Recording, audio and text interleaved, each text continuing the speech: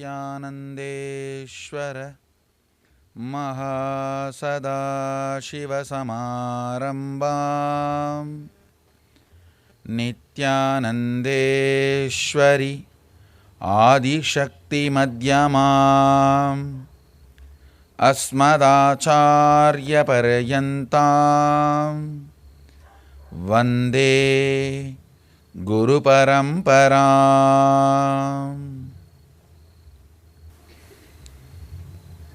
I welcome you all with my love and respects.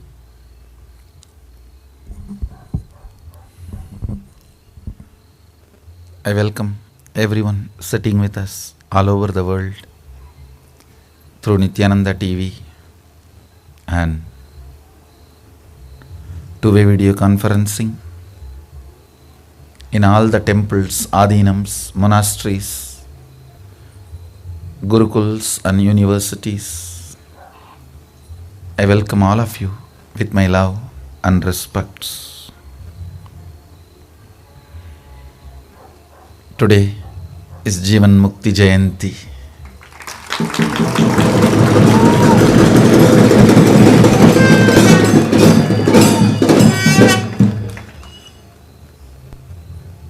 Understand,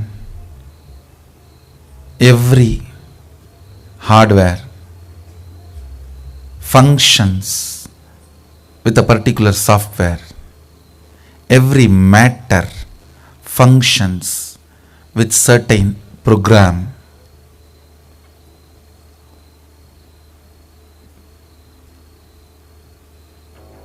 The universe functions with a software called Vedas and Agamas. The human society functions with the software called Smritis and Puranas. Understand? The universe functions with the software called Vedas and Agamas. Veda Agamas are the software for the universe given by Sadashiva. Smritis and Puranas are the software with which human society functions.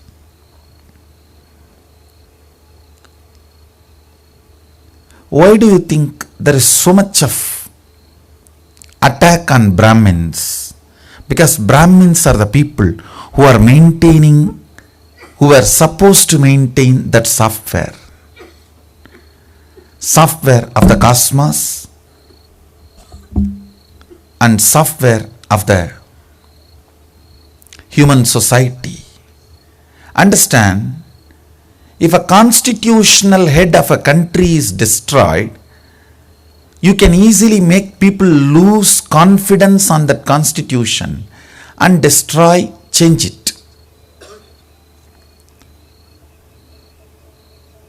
Brahmins were the head of the cosmic constitution who were holding it alive and who were constantly applying it. The constitution of the cosmos is Vedagamas, and practice and application of the constitution is Smriti and Puranas.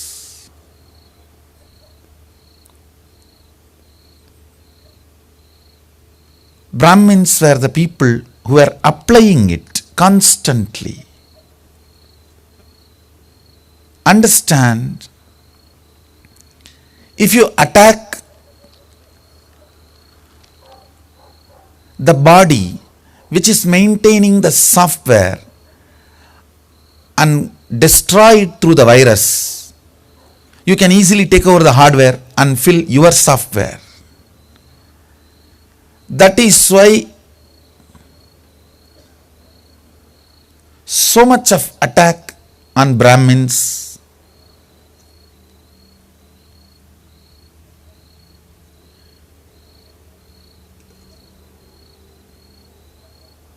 If you want to destroy the cosmic constitution, and people who are applying that constitution constantly and supporting the humanity to apply that constitution. If you attack and finish that small group, it's too easy to make people lose confidence on that constitution.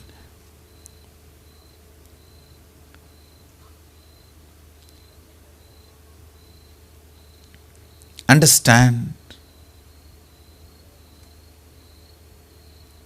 Vedagamas, Shruti is the constitution of the cosmos.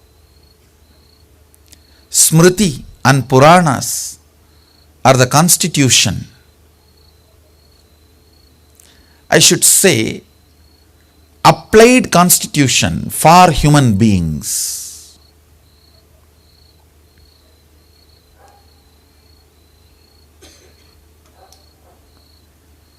There may be small difference of opinions on how to apply the constitution, but those small difference of opinions should not make us destroy the original constitution itself. That's the biggest crime we Hindus are doing. Small difference of opinion, nothing big. Oh, when I went to meet him, they asked me to remove shirt. When I went to meet him, they did not give me chair. So what they are teaching should be destroyed. What a foolish, stupid mental setup. The fellows who vote for a few hundred rupees, today if I get few hundred rupees, that's enough. If you vote, you have no right to ask about corruption. Because corruption starts the moment you touch money for voting. If you don't have the larger vision and vote for few hundred rupees, you don't have a right to ask about corruption. Same way, if you form your opinions and decisions based on small things, nobody can save the larger vision.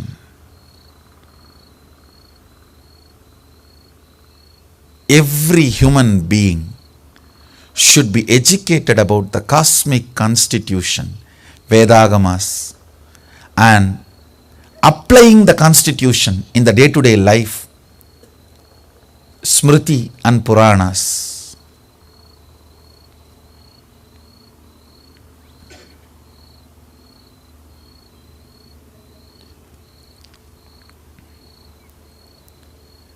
Vedagamas are the pure science, Smriti and Puranas are applied science.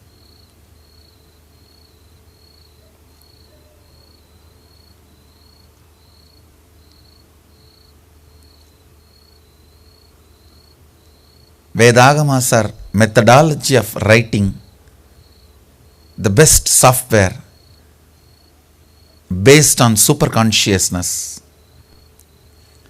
Smritis and Puranas are the software written for every age. Understand, living enlightenment, Jivan Mukti, is the software Sadashiva revealed to me for this modern age.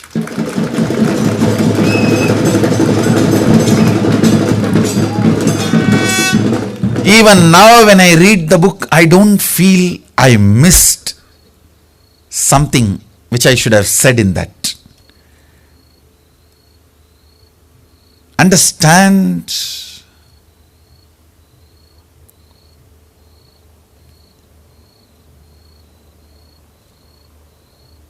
how many ever times you read that book, it reveals itself layer by layer. How much you can receive, that much it reveals.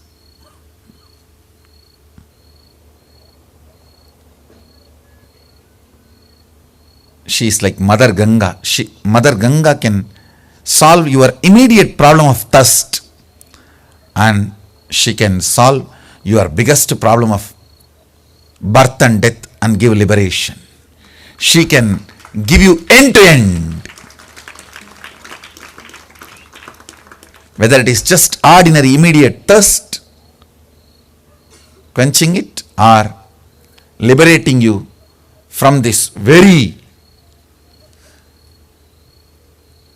birth and death cycle. Jivan Mukti is Jnana Ganga from Sadashiva's Sahasrara.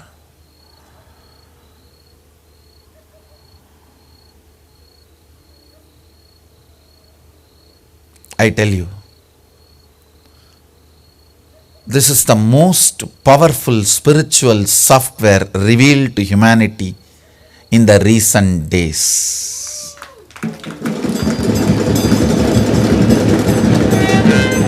Anybody who goes on reading and contemplating, anybody does pratyahara and dharana, dhyana on Jivan Mukti book every day will achieve the samadhi state of functioning from that highest superconscious cognitions.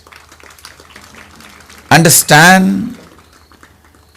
Building powerful cognitions in your being manifests as powers. Every line, every word in Jivan Mukti book manifests powerful cognitions in you. I tell you, the moment you decide even to function on one powerful cognition, I am not asking you to have faith on it. No. Deciding to be integrated. For example, there is a big difference between faith and integrity. Faith means, oh, I'll start believing. I don't know whether it is right, wrong, truth. I'll try to believe. Faith. Integrity means somebody whom I trust, who will always do only good to me, has given me this understanding. Till I understand, let me work on it.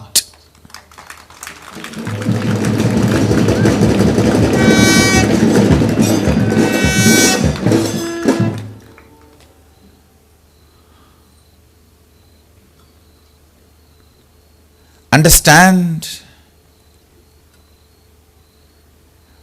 Patience with yourself is hope. Patience with human beings is love. Patience with the powerful cognitions is integrity.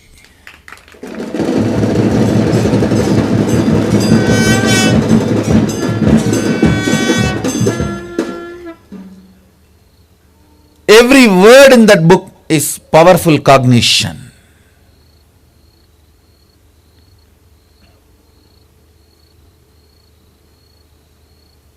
Go on playing with it. I tell you.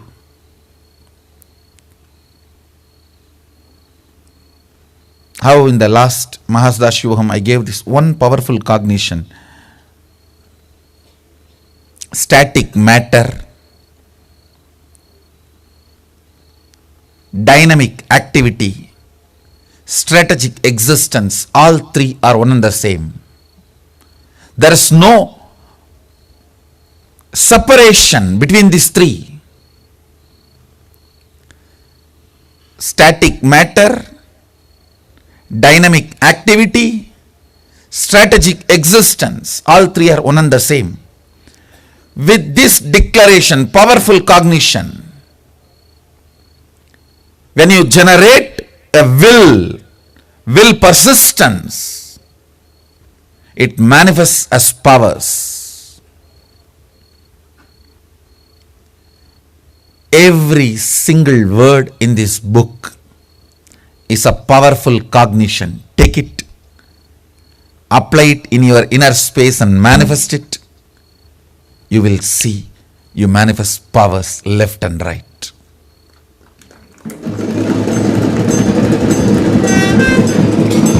Jivan Mukti is not just enlightening you, it is empowering you. Understand, the book does enlightening and empowering. Every single word is powerful cognition. Start manifesting them in your inner space. You will manifest powers.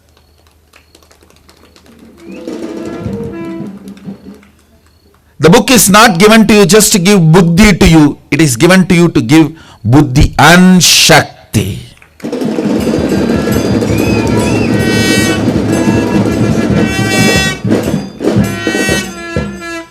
It's given to you to have powerful cognitions and powers.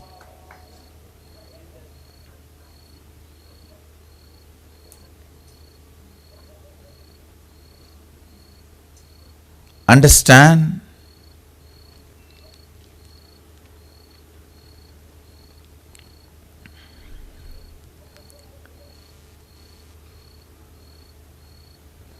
Powerful cognitions are equivalent to God in Hindu tradition. That is why the Vedas are worshipped as gods. Powerful cognitions are worshipped as gods and goddesses in Hindu tradition. Gita is worshipped as goddess.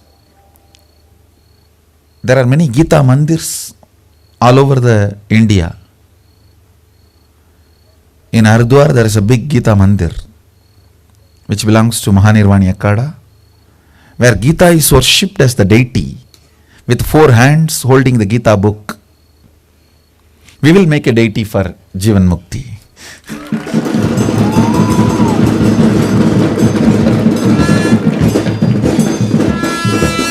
We are Hindus, we are very colorful people. We make deities, we make gods, and we celebrate.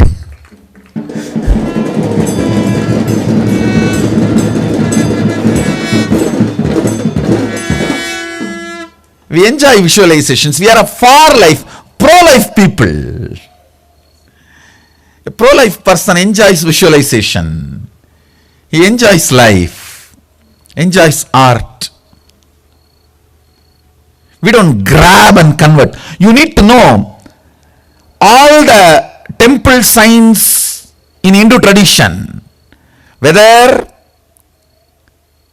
the Sthapatya Veda or Agama or Shaktagama or Vaishnavagamas, all of them ban building any temple or worship structure on a land in which some other structure existed. So, grabbing and building temple is banned in Hindu tradition.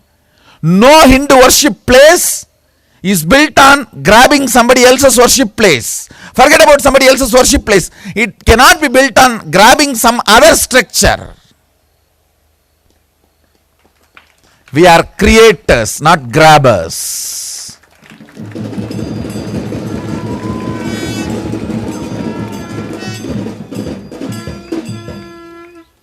Somebody was questioning me. Oh, there are many temples built on grabbed land. No, you can't. Agama does not allow. We neither built nor our scriptures agree.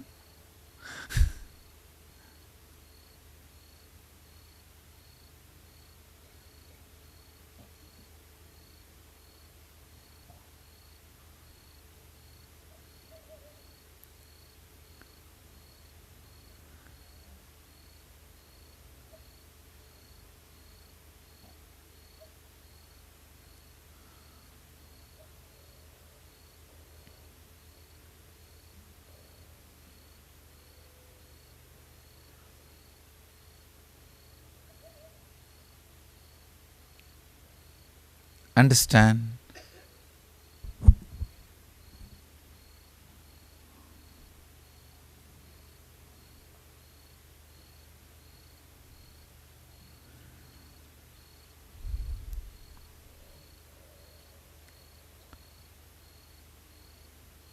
Jivan Mukti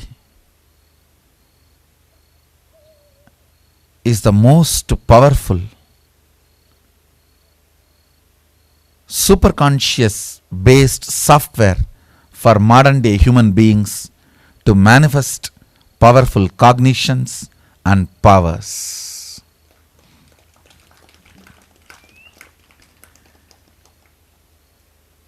Every thought current expressed in that,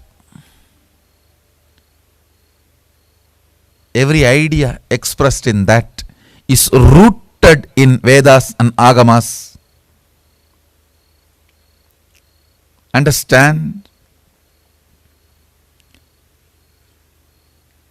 The methodology of teaching in Hinduism is 4-step. First, Shastra Pramana. The truth should be established in Vedas and Agamas. Shastra. Second, Apta Pramana.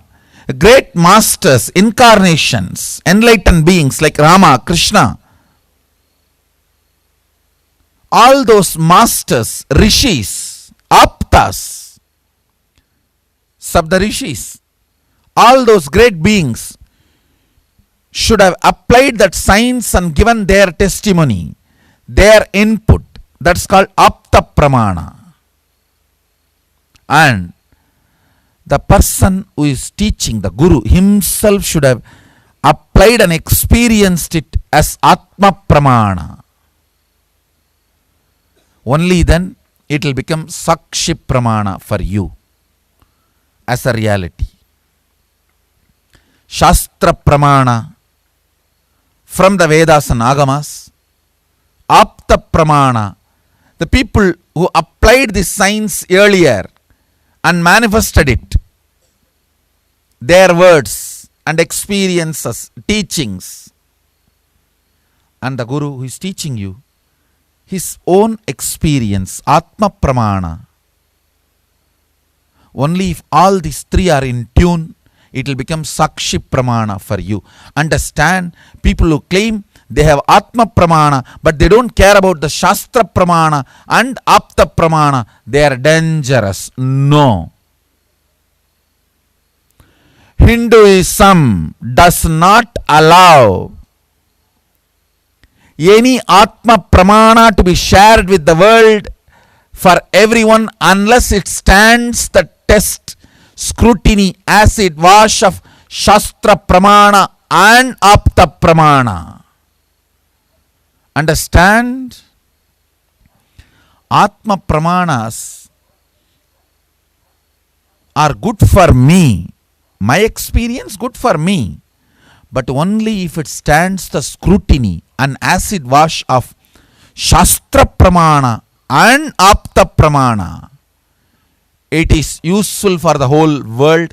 It can be shared with the whole world. This book, Jivan Mukti, Living Enlightenment, is my Atma Pramana, which stands the scrutiny, acid wash of Shastra Pramana and Apta Pramana.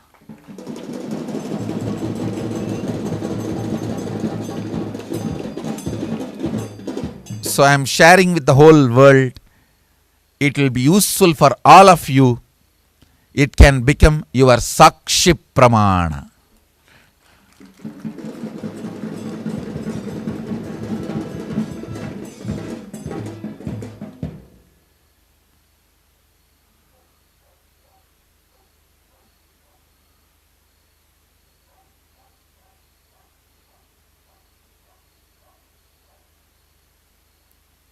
This science is basically from the core thought current of the superconscious space, what we call Para.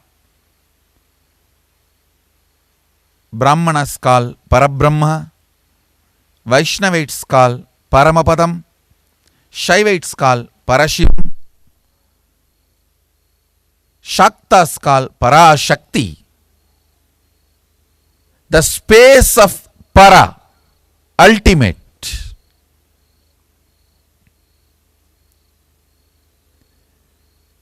based on that superconscious space,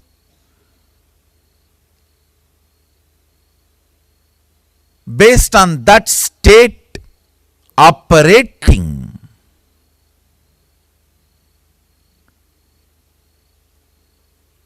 manifesting powerful cognitions and manifesting powers, is living the life of Jivan Mukti, Sada Shivatva.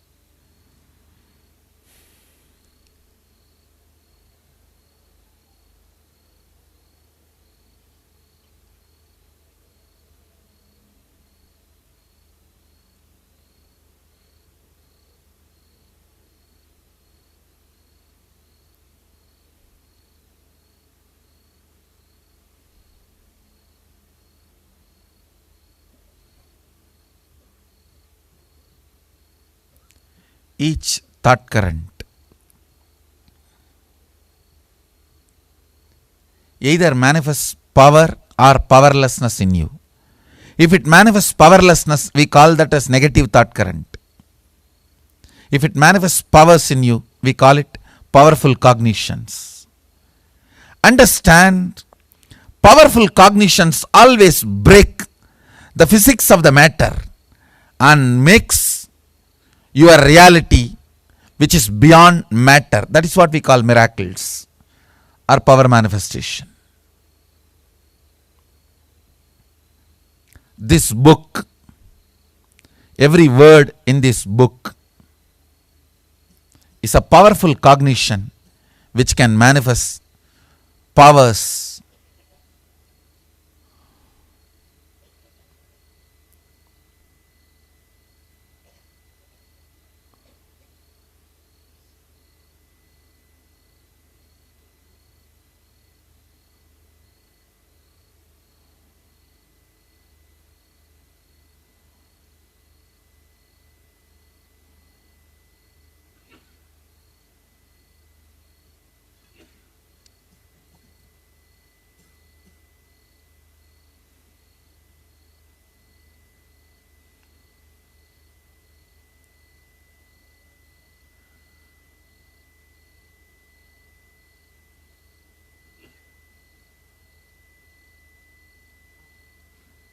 We have this book translated in multiple languages. Soon I'll reveal this book in sloka form in Tamil and Sanskrit.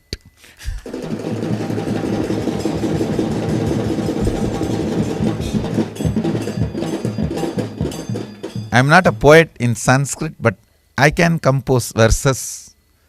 That much I can manage.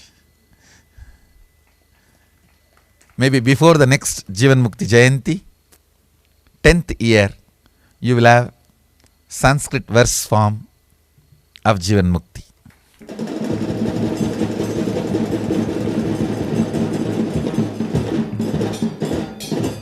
In the form of sutras, so for generations, people can go on writing bhashyas, vartikas, tikas.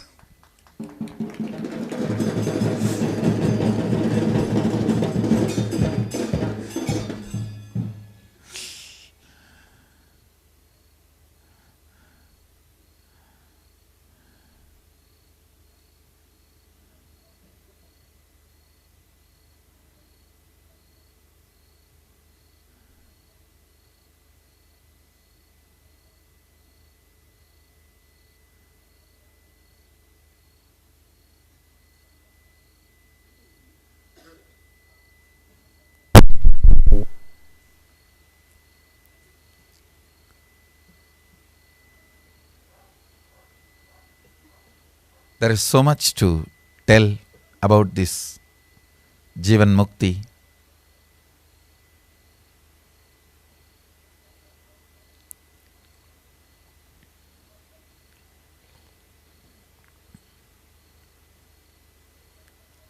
This one word, take this as the essence of whatever I want to say about this book. Every day, spend 21 minutes with the powerful cognitions expressed in this book. I guarantee within 1 year, you will manifest powerful cognitions and powers. You will be enlightened and empowered.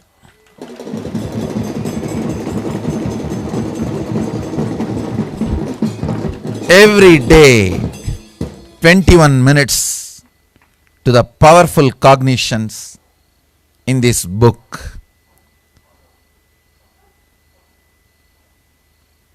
That's all I'm asking. In a year, you will manifest the state of enlightenment and space of enlightenment and powers of enlightenment.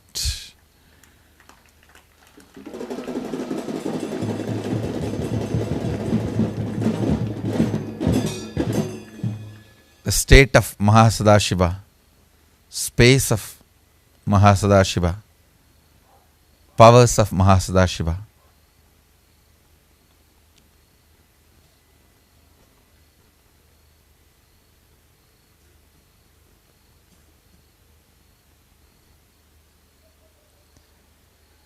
Yes, it is time for making Jivan Mukti Aushadha. Understand the concept of Aushadha. In Hindu tradition, thought current or a powerful cognition can be infused into matter and it can be shared with you all. So now, all the powerful cognitions manifested in this Jivan Mukti book, I am adding them into the Aushadha, matter. Understand, it is a very powerful science our ancient Hindu masters have developed.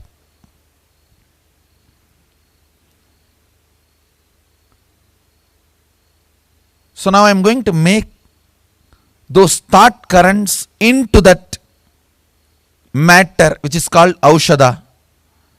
So even if you sit in this area silently with a receptive passive space, means do not have active inner image. Just sit with a passive inner image. These powerful cognitions can get into your system. The mirroring of the neuron can happen. These powerful cognitions can become your experience and you can manifest powers. That's all is the whole process of Aushadha. And let me start.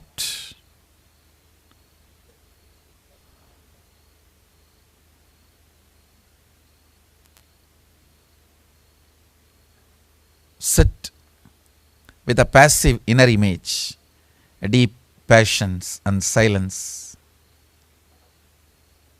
So these powerful cognitions from Jivan Mukti can enter into your being and manifest as powers.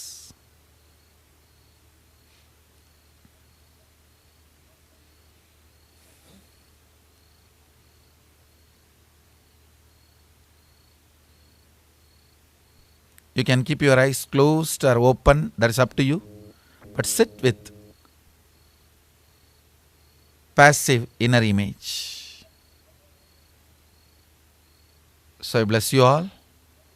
Let's all radiate with integrity, authenticity, responsibility, enriching, causing, living Shuddhatvaita Saivam, Maha Sadashivoham, the eternal bliss, Nityananda. Thank you. Be blissful. ॐ निधनपतये नमः। ॐ निधनपदान्तिकाय नमः। ॐ ऊर्ध्वाय नमः। ॐ ऊर्ध्वलिङ्गाय नमः। ॐ सुवर्णाय नमः। ॐ सुवर्णलिङ्गाय नमः। ॐ दिव्याय नमः। ॐ दिव्यलिङ्गाय नमः। ॐ भवाय नमः। ॐ भवलिङ्गाय नमः। ॐ सर्वाय नमः। ॐ सर्वलिङ्गाय नमः। ॐ शिवाय नमः। ॐ शिवलिङ्गाय नमः। ॐ ज्वलाय नमः। ॐ ज्वललिङ्गाय नमः। ॐ आत्माय नमः। ॐ आत्मलिङ्गाय नमः। ॐ परमाय नमः। ॐ परमलिङ्गाय नमः। ॐ एतत् सोमस्य सूर्यस्य सर्वलिङ्गगुं स्थापयति पाणिमन्त्रं पवित्रम्।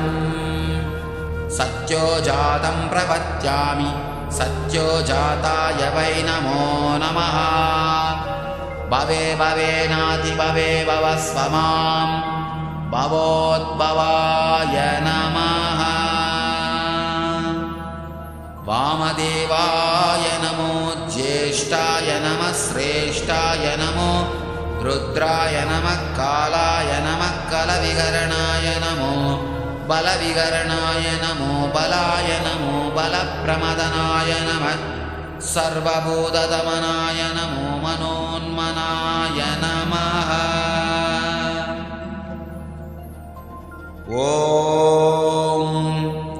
निधनपतये नमः।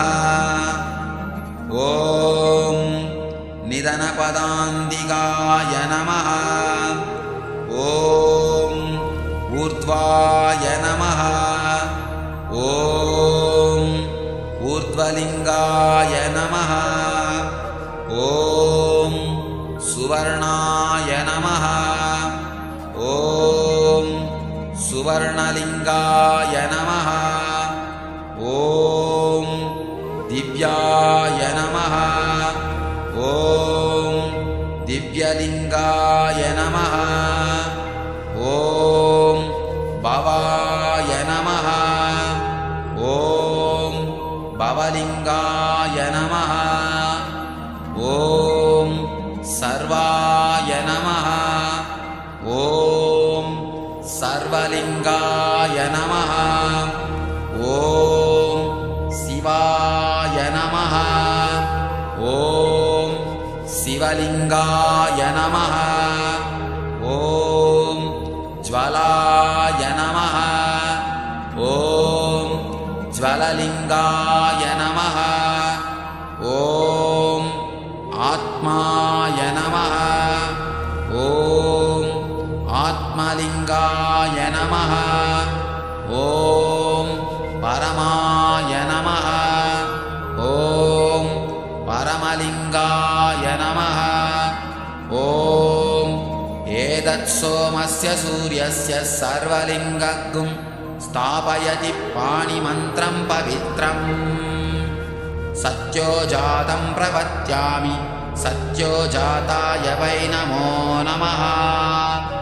भवे भवेनाति भवे भवस्व मां भवोद्भवाय नमः।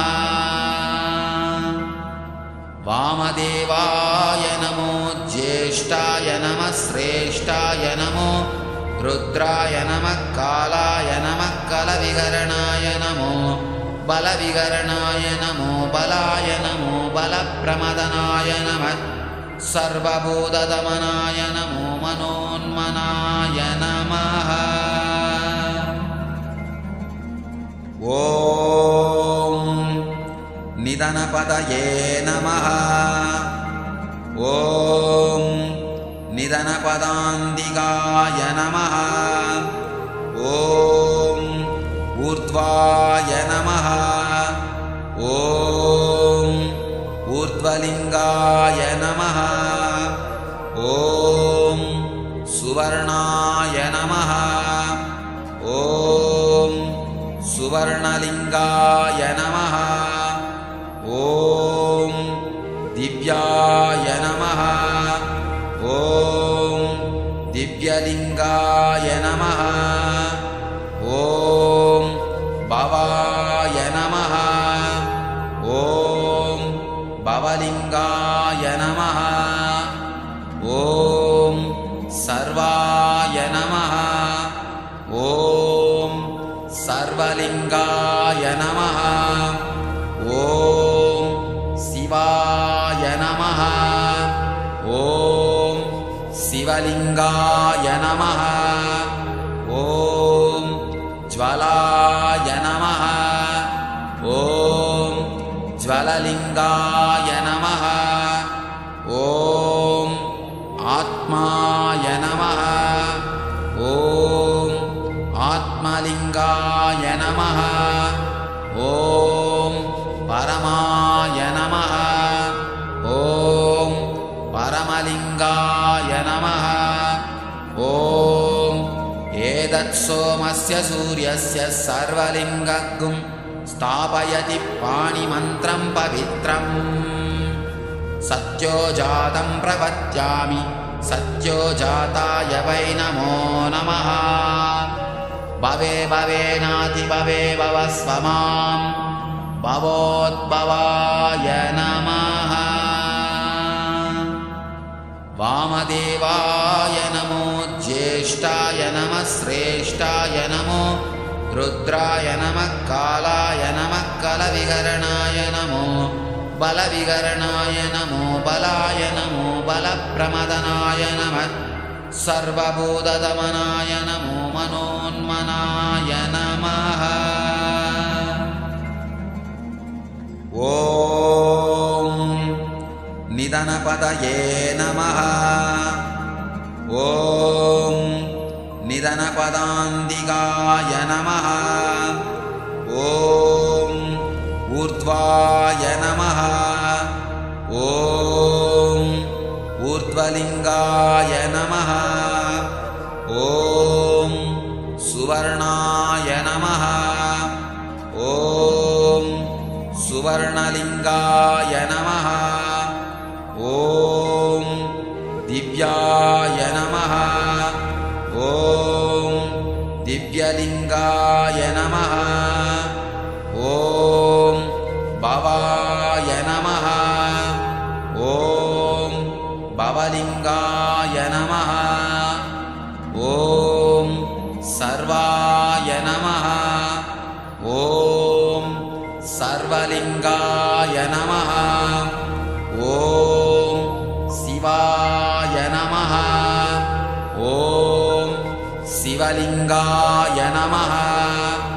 ॐ ज्वलाय नमः। ॐ ज्वललिङ्गाय नमः।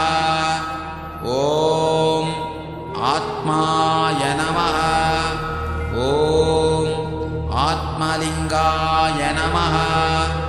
ॐ परमाय नमः। ॐ परमलिङ्गाय नमः। ॐ एतत्सोमस्य सूर्यस्य सर्वलिङ्गगुं स्थापयति पाणिमन्त्रं पवित्रम्। सत्योजातं प्रपद्यामि सत्यो जाताय वै नमो नमः। भवे भवेनाति भवे भवस्व मां भवोद्भवाय नमः।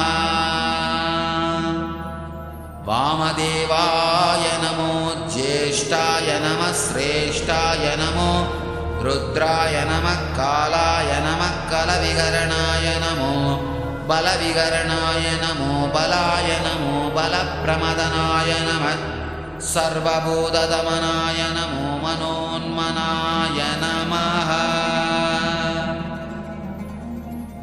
ॐ निधनपतये नमः ॐ निधनपदान्तिकाय नमः ॐ ऊर्ध्वाय नमः ॐ ऊर्ध्वलिङ्गाय नमः ॐ सुवर्णाय नमः ॐ सुवर्णलिङ्गाय नमः ॐ दिव्याय नमः ॐ दिव्यलिङ्गाय नमः ॐ भवाय नमः ॐ भवलिङ्गाय नमः ॐ सर्वाय नमः ॐ सर्वलिङ्गाय नमः ॐ शिवाय नमः ॐ शिवलिङ्गाय नमः ॐ ज्वलाय नमः ॐ ज्वललिङ्गाय नमः ॐ आत्माय नमः ॐ आत्मलिङ्गाय नमः ॐ परमाय नमः ॐ परमलिङ्गाय नमः ॐ एतत्सोमस्य सूर्यस्य सर्वलिङ्गगुं स्थापयति पाणिमन्त्रं पवित्रम् सत्योजातं प्रपद्यामि सत्योजाताय वै नमो नमः भवे भवेनातिभवे भवस्व मां भवोद्भवाय नमः वामदेवाय नमो ज्येष्ठाय नमः श्रेष्ठाय नमो रुद्राय नमः कालाय नमः कलविकरणाय नमो बलविकरणाय नमो बलाय नमो बलप्रमदनाय नमः सर्वभूतदमनाय नमो मनोन्मनाय नमः ॐ निधनपतये नमः ॐ निधनपदान्तिकाय नमः ॐ ऊर्ध्वाय नमः ॐ ऊर्ध्वलिङ्गाय नमः ॐ सुवर्णाय नमः ॐ सुवर्णलिङ्गाय नमः ॐ दिव्याय नमः ॐ दिव्यलिङ्गाय नमः ॐ भवाय नमः ॐ भवलिङ्गाय नमः ॐ सर्वाय नमः ॐ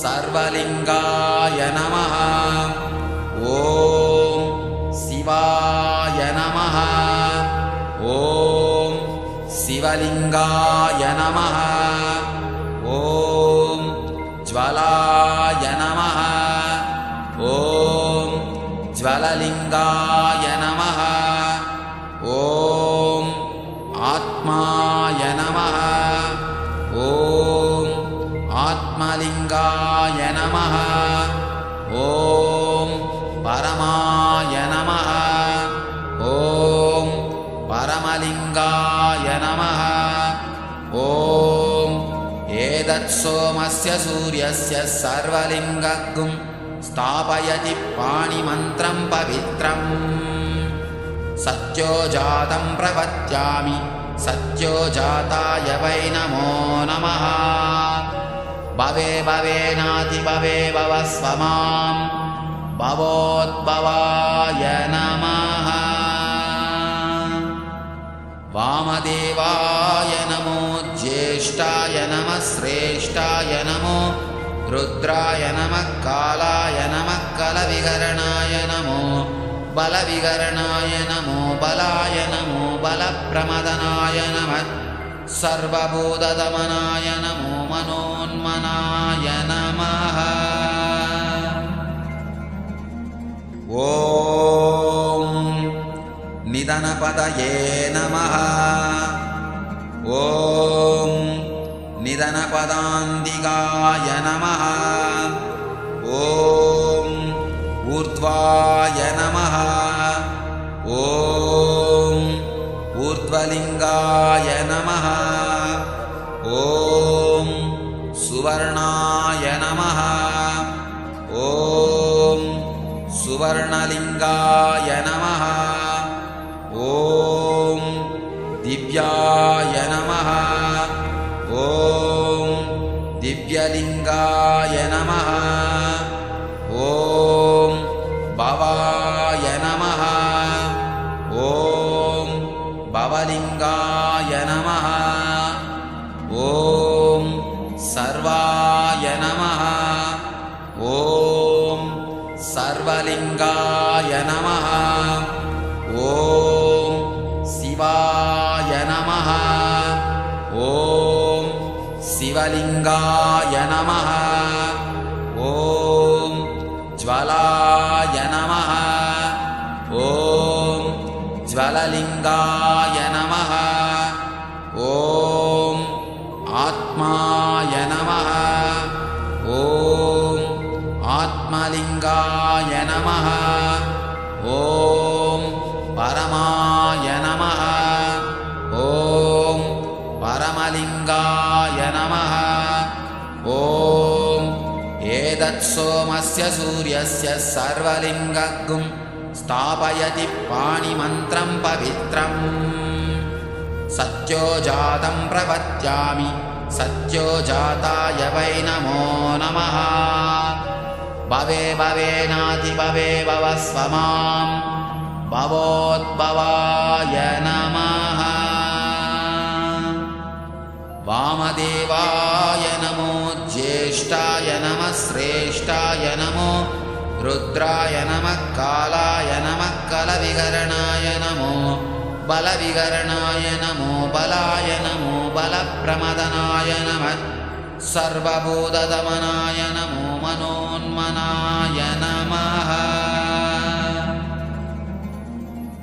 ॐ निधनपतये नमः ॐ निधनपदान्तिकाय नमः ॐ ऊर्ध्वाय नमः ॐ ऊर्ध्वलिङ्गाय नमः ॐ सुवर्णाय नमः ॐ सुवर्णलिङ्गाय नमः ॐ दिव्याय नमः ॐ दिव्यलिङ्गाय नमः ॐ भवाय नमः ॐ भवलिङ्गाय नमः ॐ सर्वाय नमः ॐ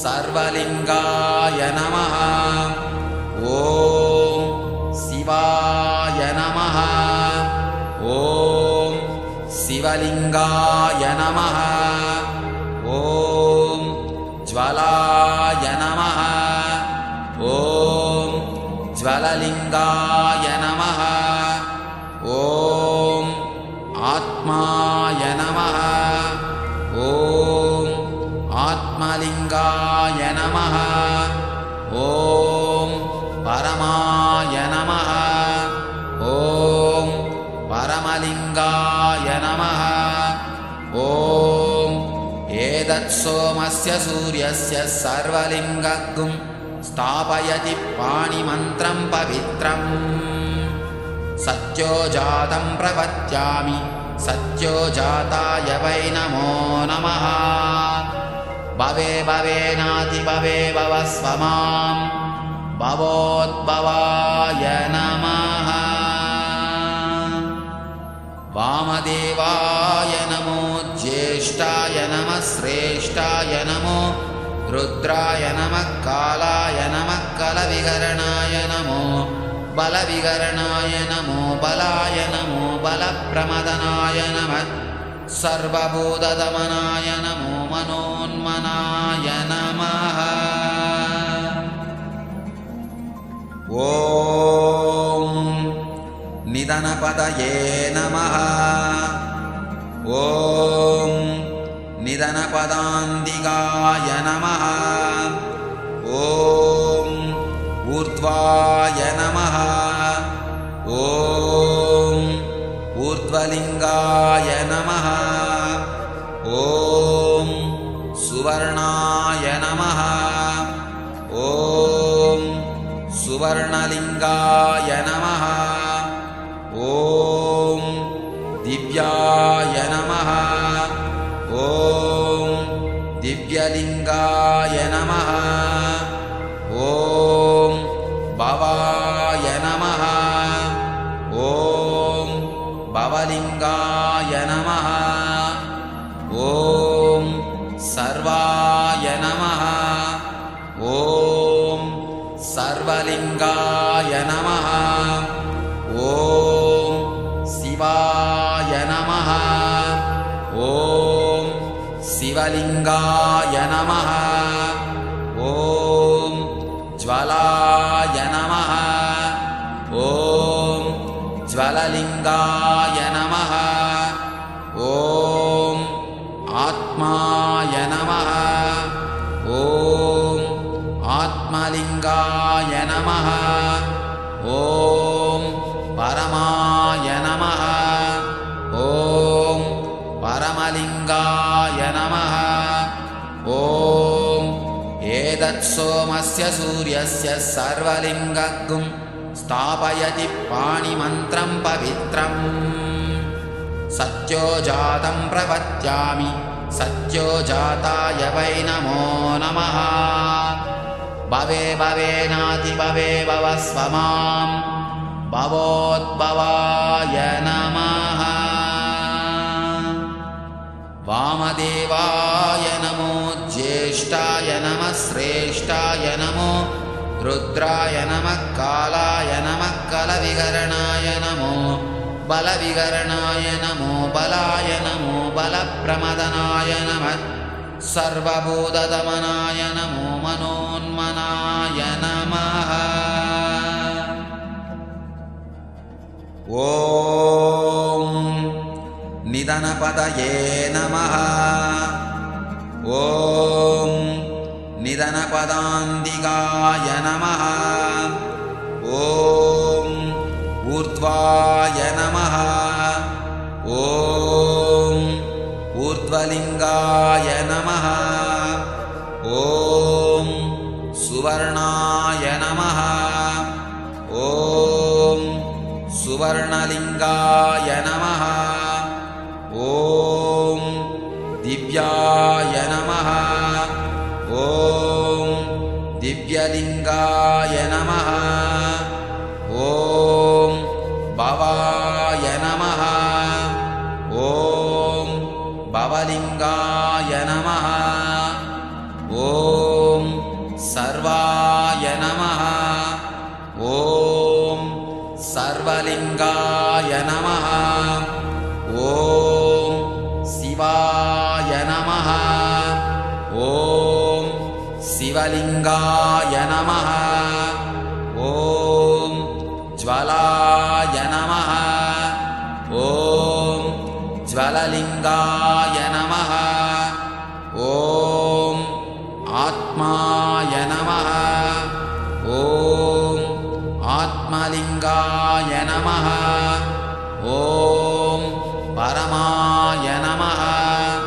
ॐ परमलिङ्गाय नमः। ॐ एतत्सोमस्य सूर्यस्य सर्वलिङ्गगुं स्थापयति पाणिमन्त्रं पवित्रम् सत्योजातं प्रपद्यामि सत्योजाताय वै नमो नमः। भवे भवेनाति भवे भवस्व मां भवोद्भवाय नमः। वामदेवाय नमो ज्येष्ठाय नमः श्रेष्ठाय नमो रुद्राय नमः कालाय नमः कलविकरणाय नमो बलविकरणाय नमो बलाय नमो बलप्रमदनाय नमः सर्वभूतदमनाय नमो मनोन्मनाय नमः। ॐ निधनपतये नमः। ॐ निधनपदान्तिकाय नमः। ॐ ऊर्ध्वाय नमः। ॐ ऊर्ध्वलिङ्गाय नमः। ॐ सुवर्णाय नमः। ॐ सुवर्णलिङ्गाय नमः। ॐ दिव्याय नमः। ॐ दिव्यलिङ्गाय नमः। ॐ भवाय नमः। ॐ भवलिङ्गाय नमः। ॐ सर्वाय नमः। ॐ सर्वलिङ्गाय नमः। ॐ शिवाय नमः। ॐ शिवलिङ्गाय नमः। ॐ ज्वलाय नमः। ॐ ज्वललिङ्गाय नमः। ॐ आत्माय नमः। ॐ आत्मलिङ्गाय नमः। ॐ परमाय नमः। ॐ परमलिङ्गाय नमः। ॐ एतत्सोमस्य सूर्यस्य सर्वलिङ्गगुं स्थापयति पाणिमन्त्रं पवित्रम्। सत्योजातं प्रपद्यामि सत्यो जाताय वै नमो नमः। भवे भवेनाति भवे भवस्व मां भवोद्भवाय नमः। वामदेवाय नमो ज्येष्ठाय नमः श्रेष्ठाय नमो रुद्राय नमः कालाय नमः कलविकरणाय नमो बलविकरणाय नमो बलाय नमो बलप्रमदनाय नमः सर्वभूतदमनाय नमो मनोन्मनाय नमः। ॐ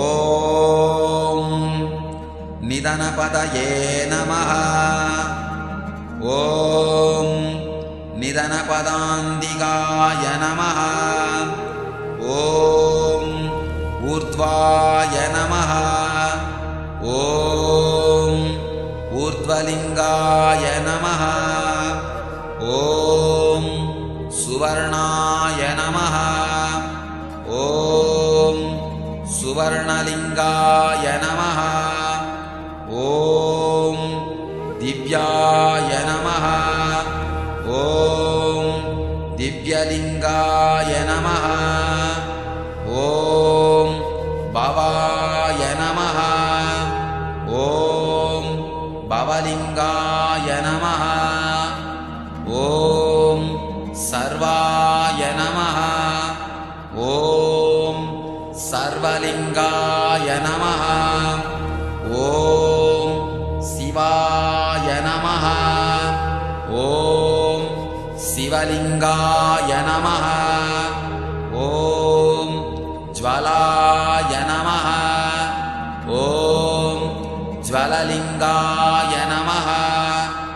ॐ आत्माय नमः। ॐ आत्मलिङ्गाय नमः। ॐ परमाय नमः। ॐ परमलिङ्गाय नमः।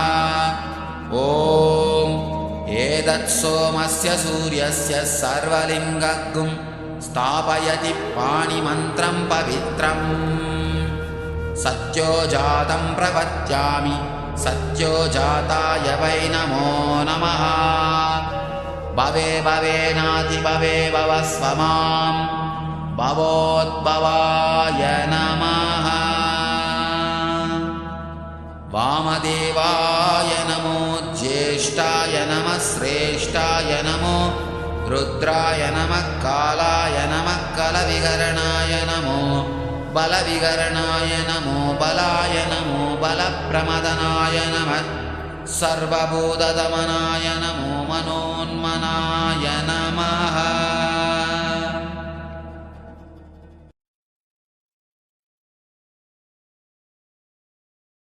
ॐ निधनपतये नमः ॐ निधनपदान्तिकाय नमः ॐ ऊर्ध्वाय नमः ॐ ऊर्ध्वलिङ्गाय नमः ॐ सुवर्णाय नमः ॐ सुवर्णलिङ्गाय नमः ॐ दिव्याय नमः ॐ दिव्यलिङ्गाय नमः ॐ भवाय नमः ॐ भवलिङ्गाय नमः ॐ सर्वाय नमः ॐ सर्वलिङ्गाय नमः ॐ शिवाय नमः ॐ शिवलिङ्गाय नमः ॐ ज्वलाय नमः ॐ ज्वललिङ्गाय नमः ॐ आत्माय नमः ॐ आत्मलिङ्गाय नमः ॐ परमाय नमः ॐ परमलिङ्गाय नमः ॐ एतत्सोमस्य सूर्यस्य सर्वलिङ्गगुं स्थापयति पाणिमन्त्रं पवित्रम् सत्योजातं प्रपद्यामि सत्योजाताय वै नमो नमः भवे भवेनातिभवे भवस्व मां भवोद्भवाय नमः वामदेवाय नमो ज्येष्ठाय नमः श्रेष्ठाय नमो रुद्राय नमः कालाय नमः कलविकरणाय नमो बलविकरणाय नमो बलाय नमो बलप्रमदनाय नमः सर्वभूतदमनाय नमो मनोन्मनाय नमः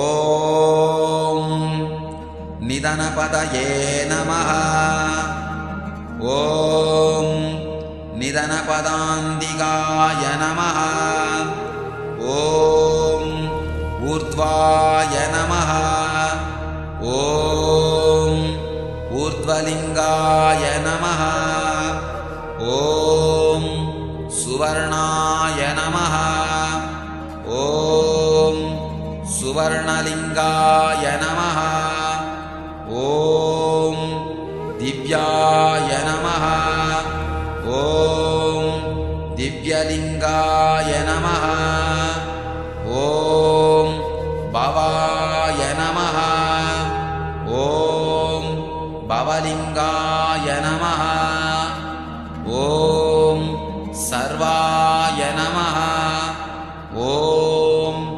सर्वलिङ्गाय नमः ॐ शिवाय नमः ॐ शिवलिङ्गाय नमः ॐ ज्वलाय नमः ॐ ज्वललिङ्गाय नमः ॐ आत्माय नमः ॐ आत्मलिङ्गाय नमः ॐ परमाय नमः ॐ परमलिङ्गाय नमः ॐ एतत् सोमस्य सूर्यस्य सर्वलिङ्गगुं स्थापयति पाणिमन्त्रं पवित्रम् सत्योजातं प्रपद्यामि सत्योजाताय वै नमो नमः भवे भवेनाति भवे भवस्व मां भवोद्भवाय नमः वामदेवाय नमो ज्येष्ठाय नमः श्रेष्ठाय नमो रुद्राय नमः कालाय नमः कलविकरणाय नमो बलविकरणाय नमो बलाय नमो बलप्रमदनाय नमः सर्वभूतदमनाय नमो मनोन्मनाय नमः ॐ निधनपतये नमः ॐ निधनपदान्तिकाय नमः ॐ ऊर्ध्वाय नमः ॐ ऊर्ध्वलिङ्गाय नमः ॐ सुवर्णाय नमः ॐ सुवर्णलिङ्गाय नमः ॐ दिव्याय नमः ॐ दिव्यलिङ्गाय नमः ॐ भवाय नमः ॐ भवलिङ्गाय नमः ॐ सर्वाय नमः ॐ सर्वलिङ्गाय नमः ॐ शिवाय नमः ॐ शिवलिङ्गाय नमः ॐ ज्वलाय नमः ॐ ज्वललिङ्गाय नमः ॐ आत्माय नमः ॐ आत्मलिङ्गाय नमः ॐ परमाय नमः ॐ परमलिङ्गाय नमः ॐ एतत् सोमस्य सूर्यस्य सर्वलिङ्गगुं स्थापयति पाणिमन्त्रं पवित्रम् सत्योजातं प्रपद्यामि सत्योजाताय वै नमो नमः भवे भवेनाति भवे भवस्व मां भवोद्भवाय नमः वामदेवाय नमो ज्येष्ठाय नमः श्रेष्ठाय नमो रुद्राय नमः कालाय नमः कलविकरणाय नमो बलविकरणाय नमो बलाय नमो बलप्रमदनाय नमः सर्वभूतदमनाय नमो मनोन्मनाय नमः ॐ निधनपतये नमः ॐ निधनपदान्तिकाय नमः ॐ ऊर्ध्वाय नमः ॐ ऊर्ध्वलिङ्गाय नमः ॐ सुवर्णाय नमः ॐ सुवर्णलिङ्गाय नमः ॐ दिव्याय नमः ॐ दिव्यलिङ्गाय नमः ॐ भवाय नमः ॐ भवलिङ्गाय नमः ॐ सर्वाय नमः ॐ सर्वलिङ्गाय नमः ॐ शिवाय नमः ॐ शिवलिङ्गाय नमः ॐ ज्वलाय नमः ॐ ज्वललिङ्गाय नमः ॐ आत्माय नमः ॐ आत्मलिङ्गाय नमः ॐ परमाय नमः ॐ वामलिङ्गाय नमः। ॐ एतत्सोमस्य सूर्यस्य सर्वलिङ्गगुं स्थापयति पाणिमन्त्रं पवित्रम्। सत्योजातं प्रपद्यामि सत्योजाताय वै नमो नमः। भवे भवेनातिभवे भवस्व मां भवोद्भवाय नमः। वामदेवाय नमो ज्येष्ठाय नमः श्रेष्ठाय नमो रुद्राय नमः कालाय नमः कलविकरणाय नमो बलविकरणाय नमो बलाय नमो बलप्रमदनाय नमः सर्वभूतदमनाय नमो मनोन्मनाय नमः। ॐ निधनपतये नमः। ॐ निधनपदान्तिकाय नमः। ॐ ऊर्ध्वाय नमः। ॐ ऊर्ध्वलिङ्गाय नमः। ॐ सुवर्णाय नमः। ॐ सुवर्णलिङ्गाय नमः। ॐ दिव्याय नमः। ॐ दिव्यलिङ्गाय नमः। ॐ भवाय नमः। ॐ भवलिङ्गाय नमः। ॐ सर्वाय नमः। ॐ सर्वलिङ्गाय नमः। ॐ शिवाय नमः। ॐ शिवलिङ्गाय नमः।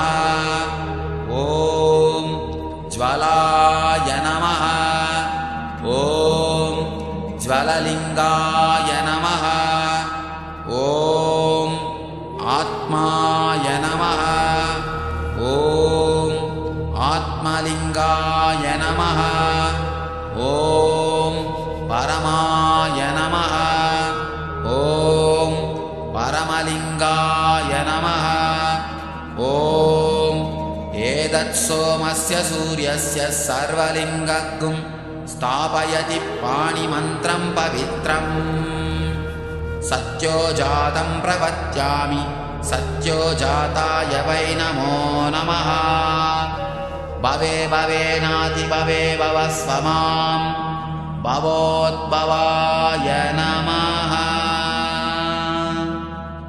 वामदेवाय नमो ज्येष्ठाय नमः श्रेष्ठाय नमो रुद्राय नमः कालाय नमः कलविकरणाय नमो बलविकरणाय नमो बलाय नमो बलप्रमदनाय नमः सर्वभूतदमनाय नमो मनोन्मनाय नमः। ॐ निधनपतये नमः। ॐ निधनपदान्तिकाय नमः। ॐ ऊर्ध्वाय नमः। ॐ ऊर्ध्वलिङ्गाय नमः। ॐ सुवर्णाय नमः। ॐ सुवर्णलिङ्गाय नमः। ॐ दिव्याय नमः। ॐ दिव्यलिङ्गाय नमः। ॐ भवाय नमः। ॐ भवलिङ्गाय नमः। ॐ सर्वाय नमः। ॐ सर्वलिङ्गाय नमः। ॐ शिवाय नमः। ॐ शिवलिङ्गाय नमः। ॐ ज्वलाय नमः। ॐ ज्वललिङ्गाय नमः। ॐ आत्माय नमः। ॐ आत्मलिङ्गाय नमः। ॐ परमाय नमः। ॐ परमलिङ्गाय नमः। ॐ एतत्सोमस्य सूर्यस्य सर्वलिङ्गगुं स्थापयति पाणिमन्त्रं पवित्रम्। सत्योजातं प्रपद्यामि सत्योजाताय वै नमो नमः। भवे भवेनातिभवे भवस्व मां भवोद्भवाय नमः। वामदेवाय नमो ज्येष्ठाय नमः श्रेष्ठाय नमो रुद्राय नमः कालाय नमः कलविकरणाय नमो बलविकरणाय नमो बलाय नमो बलप्रमदनाय नमः सर्वभूतदमनाय नमो मनोन्मनाय नमः। ॐ निधनपतये नमः। ॐ निधनपदान्तिकाय नमः। ॐ ऊर्ध्वाय नमः। ॐ ऊर्ध्वलिङ्गाय नमः। ॐ सुवर्णाय नमः। ॐ सुवर्णलिङ्गाय नमः। ॐ दिव्याय नमः। ॐ दिव्यलिङ्गाय नमः। ॐ भवाय नमः। ॐ भवलिङ्गाय नमः। ॐ सर्वाय नमः। ॐ सर्वलिङ्गाय नमः। ॐ शिवाय नमः। ॐ शिवलिङ्गाय नमः। ॐ ज्वलाय नमः। ॐ ज्वललिङ्गाय नमः। ॐ आत्माय नमः। ॐ आत्मलिङ्गाय नमः। ॐ परमाय नमः। ॐ परमलिङ्ग। While you are taking in the sights, the divine sights of the venue where this unique Jivan Mukti Aushadha is being created, you can see all the gods and goddesses are depicted in this Tirukailaya courtyard. You are currently seeing the entire venue. You see all the gods and siddhas, rishis, munis, devas who constitute Kailash. And you should know that even as per the scriptures, this is exactly how the Aushadha preparation process happens in the space of Kailash itself. ॐ निधनपतये नमः। ॐ निधनपदान्तिकाय नमः। ॐ ऊर्ध्वाय नमः। ॐ ऊर्ध्वलिङ्गाय नमः। ॐ सुवर्णाय नमः। ॐ सुवर्णलिङ्गाय नमः। ॐ दिव्याय नमः। ॐ दिव्यलिङ्गाय नमः। ॐ भवाय नमः। ॐ भवलिङ्गाय नमः। ॐ सर्वाय नमः। ॐ सर्वलिङ्गाय नमः। ॐ शिवाय नमः। ॐ शिवलिङ्गाय नमः। ॐ ज्वलाय नमः। ॐ ज्वललिङ्गाय नमः। ॐ आत्माय नमः। ॐ परमलिङ्गाय नमः ॐ परमाय नमः ॐ परमलिङ्गाय नमः ॐ एतत्सोमस्य सूर्यस्य सर्वलिङ्गगुं स्थापयति पाणिमन्त्रं पवित्रम् सत्योजातं प्रपद्यामि सत्योजाताय वै नमो नमः भवे भवेनाति भवे भवस्व मां भवोद्भवाय नमः वामदेवाय नमो ज्येष्ठाय नमः श्रेष्ठाय नमो रुद्राय नमः कालाय नमः कलविकरणाय नमो बलविकरणाय नमो बलाय नमो बलप्रमदनाय नमः सर्वभूतदमनाय नमो मनोन्मनाय नमः ॐ निधनपदये नमः ॐ निधनपदान्तिकाय नमः ॐ ऊर्ध्वाय नमः ॐ My blessings to all of you. Successfully, the Jivan Mukti Aushadha is done. And